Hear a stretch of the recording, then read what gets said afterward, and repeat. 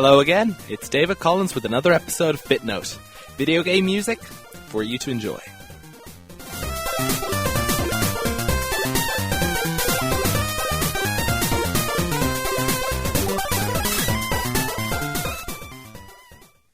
So, why don't we start things off with a kind of an upbeat intro music. This is for a bit of a war game released on multiple platforms around the turn of the millennium, and have a listen.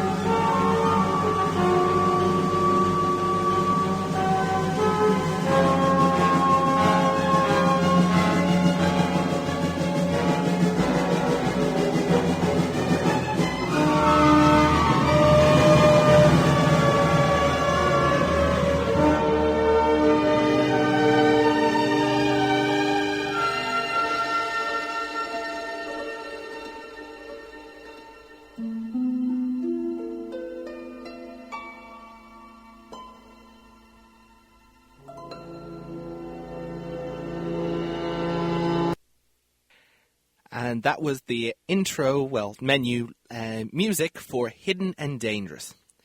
It was developed by Illusion Softworks, and that music was arranged by Jim Rose, I believe. Once again, a little trouble with the credits, knowing that who exactly composed what.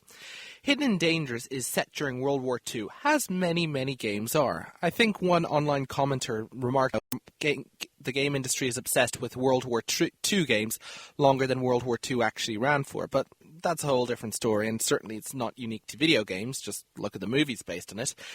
But Hidden and Dangerous set itself out apart. It was tactical. Essentially, the setup was that you controlled a team of SAS operatives as they completed a mission. Usually you can control about 4 of them, and this was sort of the key thing. You know, you're used to a lot of games where you go around and shoot in a corridor first-person shooters, but no. In this one, you controlled a whole team, and you better damn well sure they work like a team. And so you're wondering, of course, when you're not controlling, who's controlling the other 3 team members? And the answer was usually the computer. I always really wanted to play a multiplayer version of the game and work with others online, so that we could all be strategic together. But now, I was playing on Dreamcast. It was only, me controlling one and the computer controlling the others and me giving commands to the others. It's obviously become very common just to have computer control characters. But I suppose even if there had been an online version which I'd been able to play, it would have been kind of annoying because you just have people just throwing in, jumping. It would have just been hard to coordinate things because often when people game online, they're on for a quick thrill rather than strategic working it out. But this game had you perform a number of missions. Essentially, they could be all sorts of locations, sort of a city location, a secret facility, a train yard. The first one has you cross a bridge into the enemy territory, and it was stealth. You had the advantage as long as the enemies didn't see you. If you met an enemy and the enemy met you in an open corridor, they could just launch a barrage of bullets at you, and you could probably get killed right then. Now, of course, that might be bad because you still got 3 other members, but it's not something you want to make a habit of doing. And so that's how you pretty much did each episode. You tried to control each character, walk them into place, and often what you did was get very, very strategic about it. For instance, you had to try to... The trick was always just to kill the German soldiers in ways that didn't alert other German soldiers. And of course, it's terrible to take other people's life, but war is hell, and all said and done. It was just And so that was, I think it was one of my earliest experiences of that, of playing a game where you actually had to be careful, strategic, lay down your enemies. I mean, in one case I realized, I'd be basically setting dynamite in the top of a submarine and detonating them, and I realized, okay, if I do this, it's probably going to bring some German soldiers running. So I had to set up other of my soldiers so that they were lying in wait with, heavy machine guns, and they knew that, once the Germans came distracted by the explosions, they would rush in and then just get hit down by a hail of machine gun fire. I think I already talked about Commandos 2, which was a really good game and sort of the same thing. But Hidden and Dangerous, like I said, it was like more of a 3D version, and also pretty much every member of your team was pretty much identically skilled. Usually you could equip them with different weapons, but they were all pretty much the same. I just liked the atmosphere. There was a good sense of tension. There was a good sense of stealth. If something went wrong, the whole mission could go south very quickly and have to start again, and it could be irritating, especially if you accidentally did a stealth thing or you tried to make a sniper shot and it didn't quite work out. I mean, the game gave you so many nice scenarios and stuff, but you always had to be extremely careful to move forward, make sure the Germans didn't see you, to make sure you attacked in just the right way, to make sure you figured out the right methodology. In games like this, there's always a plan, there's always a system that the game developers wanted you to approach it. And if you can figure out this system, or the one that works best for you, you can usually make the missions a lot easier. But it's always a bit of a challenge, and sometimes you often have to look at the environment and sometimes figure out what would be the best way and look at the German enemy routes. These days, stuff like using stealth and trying to be careful is pretty damn common. In fact, I was actually listening to an audio from John Carmack, legendary game developer and designer, when he was developing the original Wolfenstein 3D, which incidentally did involve German soldiers. And in an original version, they were saying, why don't we make it stealth so that they have routes and the person can just jump up and has to be stealthy. And in the end, they decided gamers just liked it more if they could just go in guns blazing. So kind of a bit of a death knell. But stealth has definitely had its popularity. In the mid-90s, it was Metal Gear Solid, and then again, it was Splinter Cell. But I mean, it always can be a bit frustrating. But with Hidden and Dangerous, that was part of the package. You tried to make it, whether you were running through trenches or trying to make your way through, or trying to work in cover in the cold light of day. It was always tricky enough. At one stage, I got really frustrated with the stealth, actually. It was when my team were in a city, and we basically had to steal civilian clothes off a washing line to equip ourselves, and I just got so tired with all the stealth. So basically, my team got into a car and stole a car, and just raced it through the city as fast as possible, trying to run over the Germans. We ended up running, crashing, the Germans shot at us, and we exploded. So that technique really didn't work. If you actually want to play this game, it's actually freeware. It was released for free in order to publicize its sequel, Hidden and Dangerous 2. So if you've got a computer, you can start it up and play it. Now, obviously, it's a bit of an old game, so I'm not sure how well it will run on modern computers, because sometimes things can change, but that's always something good to look up.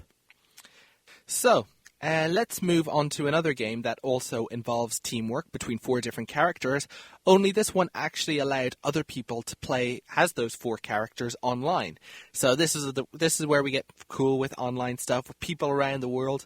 I remember I was so excited about the idea of working with people online, because it's like, we can just all combine our forces and work together to attain this objective. And it turns out it's not always quite like that, especially since sometimes they swear, or people go on their own directions, or people just don't even really talk that much, which sometimes people want to do. But this is some music from Left 4 Dead, and we are going to start with the intro theme to Dead Center. Enjoy.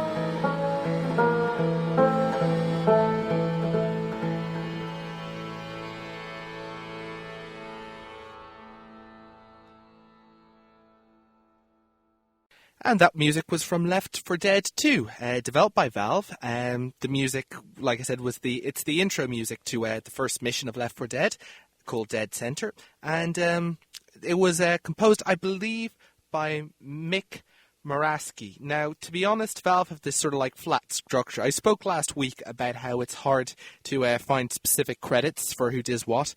But with Valve games, it's even worse because they don't really have predefined roles. They've got this kind of like system where anyone who in the entire game studio wants to work in a game can, and they all work together and like all have their own areas of expertise and build it collaboratively, and no one has a single role. It's this sort of crazy thing about Valve. They've been trying to advertise this aspect a lot as they're trying to get recruitment from people in various areas. But the basic gist is that essentially they all work together to make it. No one has a role. No one has a specific purpose. They all work together collaboratively, and so the credits are usually a list of made by and then a long list of names without really any titles beside it. So I'm going to figure out that Mike Morasky has had a role in that song, but I am not sure. Specifically, it seems that the Valve orchestra, apparently they got an orchestra, and so a Valve Studio Orchestra was responsible for making that song. So there you go. I could go on about Valve. They're certainly a very valued company and a very unique company as well. They're not just developers. They're also helped revolutionize how video games are purchased online over the internet and downloaded. But that's a story for another day, and for now I'll just focus on the Left 4 Dead series, which is pretty big in of itself. It was originally developed, the first Left 4 Dead game was developed by Turtle Rock Studios, and before they even had released it, Valve bought them up and they became part of Valve. Now, the game is actually pretty straightforward. Essentially, a zombie apocalypse has happened. Very original premise, but, that's not exactly where the fun of the game lies. Essentially, you're somewhere in the American Midwest, which a term I've always got confused about because it's actually in the northeast of America, but there you have it. And essentially, there are a couple of everyday, regular people, survivors, and there are 4 of them. And so essentially, they're quite bummed, basically, about the fact that their world has succumbed to a zombie apocalypse, and so decide that the best course of action will be to go and find rescue through wherever means that is. So essentially, the first game is about 4 missions. They later added a few more, where the 4 survivors have to make their way to basically rescue, and the rescue might be in the form of a plane at an airport, or in the form of a military convoy helping them out of the city, or even just a helicopter, for a straightforward example. And essentially, so for each mission, it's a different escape. And so they've got to make their way through the city, through the campaign, and that's, unfortunately, the zombies prefer to kill them and tear them apart and eat their brains and what have you. So essentially, the survivors have to defend themselves with a large arsenal of weaponry and basically fight their way through the city. Now, it sounds pretty basic, but it had a couple of basic innovations. Its strongest thing was it was all about you were not just fighting alone, you were working with people online. Now, you kind of have your friends, the other survivors, be controlled by a computer, and the computer does a not terrible job. I know that sounds like a backhanded compliment, but generally, computer AI control characters control horribly, but these guys, unless you keep them on a tight leash, but in this case, they actually would do a decent job, even though they didn't understand most of the nuances of combat. So, but most of the time you just play it online, and either your friends or which you could network online with, or complete strangers would basically control the other characters, and you generally try to work together and survive. And it was a pretty fun game. I mean, there were a couple of strategies you could employ, like grabbing the right weapons, getting yourself in the right position. You have to fight through the zombie hordes, and sometimes you have to stay to specific places while waves and waves of zombies attached to you. And of course, there were special zombies. There was the witch, which you can't disturb, and then there was the Taank, which was just a gigantic brute who would come and mash you up. And then there were a bunch of zombies that would incapacitate you in some way, and it was like for example, the smoker, which could tie up one of the survivors with his tongue. And I mean, it was just. The interesting thing was just about how often they would incapacitate you, so you'd really have to work together. If you didn't work together, then one of your team members could easily die, and then with the less firepower, you're kind of screwed. So it was a good way of just having all these challenges and gelling it together and just trying to fight your way through and get to the end.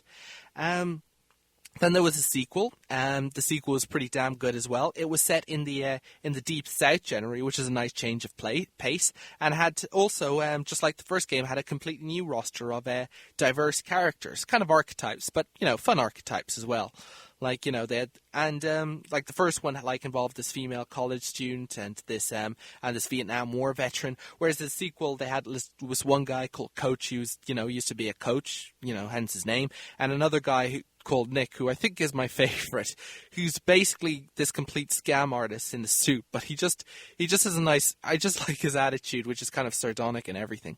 And the sequel also made it feel more like a movie, because there were a little more plots and all the individual missions kind of linked up with each other, and there was all this journey about like breaking through the shopping center, yes, zombies in a shopping center, and breaking out again, and then going through an amusement park, which was actually pretty funny, and then a swamp, and finally, you're in New Orleans, or at least a version of it. And it was kind of funny going through the New Orleans version, because at one part you're in a graveyard, and I'm saying, boy, I recognize this graveyard from Easy Rider. Because, well, actually I didn't immediately. I had to like read the wiki before I figured that out. But yeah, so it's kind of fun. These sort of games just have good sense of location. They have good sense of missions and good bit of challenges. I haven't heard any news about whether there's going to be a sequel, but it's a fun game to work on with your friends and play it a lot online. Now, music is used very effectively in this game. As you can say, it kind of had some Deep South influences, but also a bit of tension in it, that really built it up. But there is one song in the game that terrifies people. Now, I actually debate about whether I would edit this, whether I'd actually play this song, because I was worried about giving various listeners heart attacks, but no, don't worry. It's if you haven't played the game, it's probably not going to be that worrisome for you. But for this game, if this music turned on, it meant there was trouble. This, what I'm about to play, is the Taank's theme. The Taank is basically this gigantic zombie that basically can just hit a car and send it flying at you with the swipe of his hand. Now, it's actually a pretty fun mode of the game is where one side actually gets to play as the special zombies, but and then you can actually control the Taank, which is pretty empowering. But a lot of the time you're playing as survivors, and boy, you always listen out for the music. The music gives you an idea of what's coming up. And basically, when this tune comes on, most gamers just start getting out the Molotov cocktails, getting prepared, because seriously, if anyone's slow and if they don't play this right, one of their team's going to go down at least, and possibly the whole team. So here's the Taank theme. Probably the same credits as before, and hope you enjoy.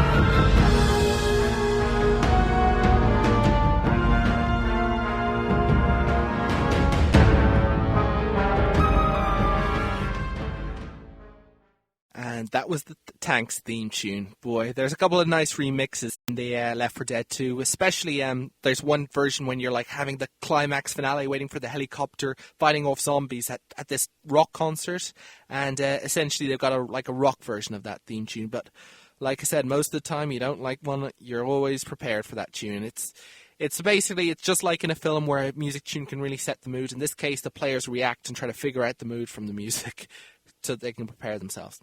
All right, we're going to move on to another track now, and this is essentially from a classic light gun game of the 90s. Have a listen.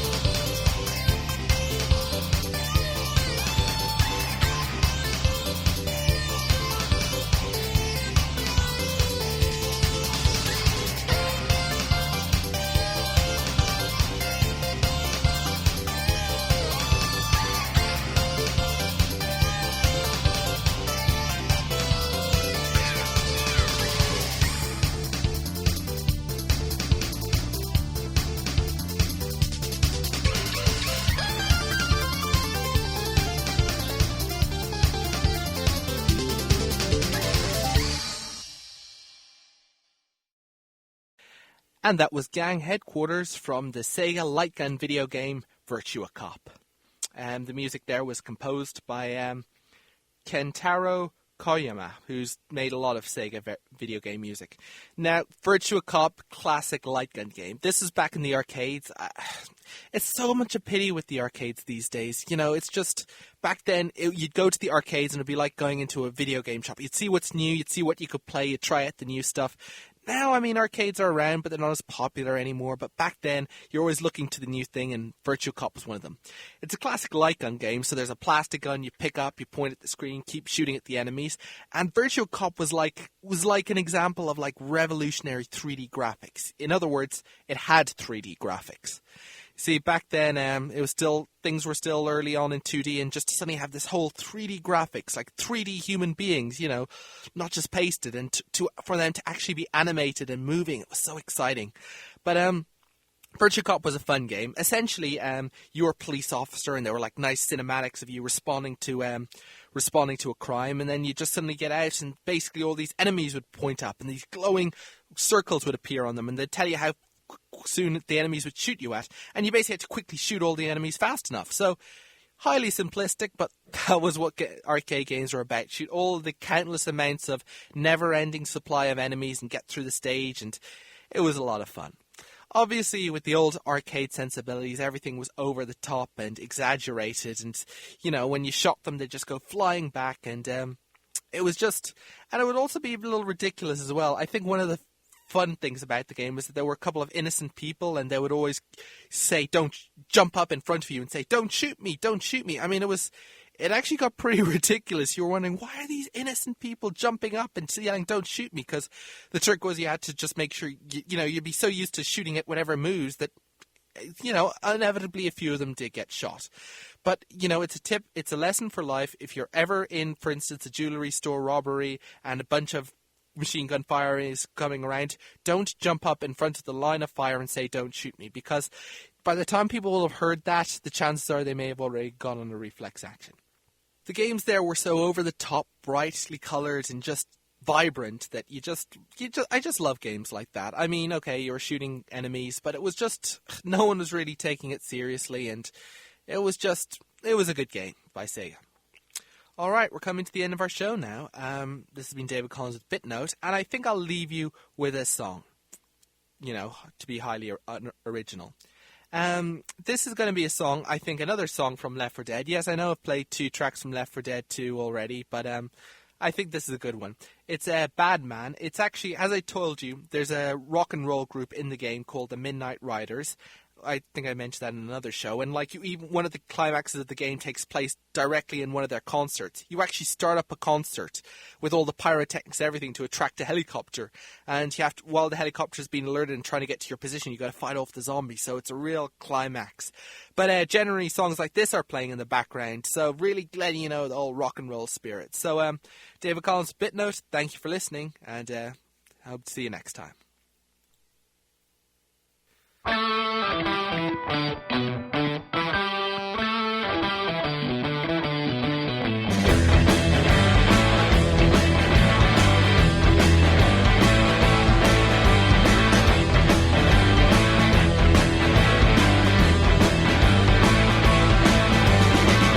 I'm a half-done son of a gun with a suitcase full of pistols and money. Come down, woman, I'm gone, but tonight can be a lifetime, honey. Well, goddamn girl, I'm your man, girl. I'll get your engine singing. Sounds good, let me under your hood. We can find out